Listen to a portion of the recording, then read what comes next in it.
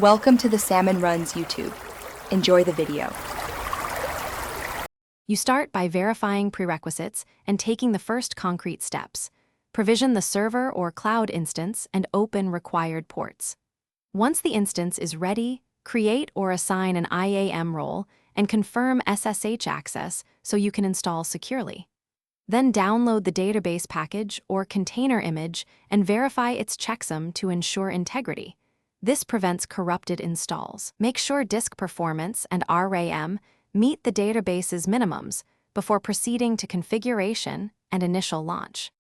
You now configure the database for production use. Edit data directories, memory allocation, connection limits, and any replication or clustering parameters so performance matches expected load.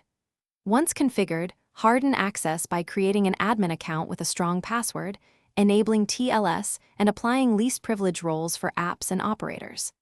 After that, install monitoring agents, configure regular backups, and add automated health checks so you can observe metrics and react quickly if something starts to drift or fail.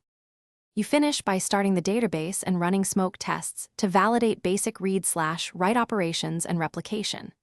Once running, inspect logs and performance metrics for errors, latency spikes, or resource contention, and verify that backups and failover behave as expected. If something goes wrong, begin troubleshooting by checking logs, CPU, memory, disk I/O, and network connectivity. Compare the running config to a known good baseline.